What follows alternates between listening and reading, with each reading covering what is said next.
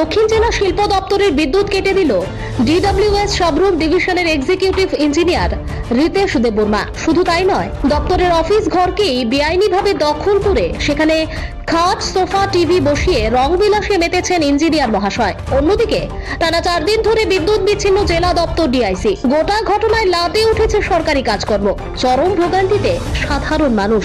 ঘটনার বিবরণে জানা যায়, 2020 সালে শিল্প দপ্তরের অধীনে দক্ষিণ জেলা শিল্প দপ্তর খোলা হয় সাবরুমে। জেলা দপ্তর যেখানে জেলার মাঝামাঝি কোনো স্থানে খোলার কথা, সেখানে দক্ষিণ জেলার শেষ প্রান্ত সাবরুমে কোনো নির্দিষ্ট অফিস ছাড়াই সাবরুম মহকুমা শাসকের অফিসে মাত্র একটি পুরনো রুম বরাদ্দ করে খুলে ফেলা হয় ডিআইসি অফিস। একটি জেলা দপ্তর চালানোর জন্য যে পরিমাণ ন্যূনতম পরিকাঠামো দরকার তাও সরবরাহ করা হয়নি। 2023 সালের বিধানসভা নির্বাচনের প্রাক মুহূর্তে এসডিএম চিঠি দিয়ে দক্ষিণ জেলা শিল্প দপ্তরকে স্থানান্তরিত করে দেয় পূর্বতন যুব আবাস, যা বর্তমানে ডিডব্লিউএস সাবরুম ডিভিশনের এক্সিকিউটিভ ইঞ্জিনিয়ারের অফিস। এসডিএম এর চিঠি মোতাবেক ডিডব্লিউএস অফিসের ওপরতলা সম্পূর্ণ ডিআইসির জন্য ছেড়ে দেওয়ার কথা থাকলেও এক্সিকিউটিভ ইঞ্জিনিয়ার রিতেশ দেববর্মার উপর ওপরতলার দুটি রুম সম্পূর্ণভাবে দখল করে রেখে দেন।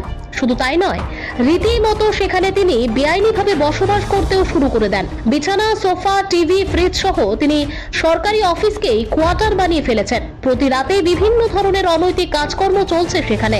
তাছাড়াও জল মিশনে ঠিকাদার কাছ থেকে টাকা আদায় সহ একাধিক দুর্নীতির অভিযোগ উঠছে এই গুণধর ইঞ্জিনিয়ারের বিরুদ্ধে। গত সপ্তাহে হঠাৎই উপরতলায় থাকা দক্ষিণ জেলা শিল্প কেন্দ্রের বিদ্যুৎ বন্ধ করে দেন তিনি। কোনো প্রকার চিঠিপত্র ছাড়াই তুগলকি কায়দায় একটা জেলা দপ্তরের বিদ্যুৎ বন্ধ করে দিতেও দ্বিধাবোধ করেননি তিনি।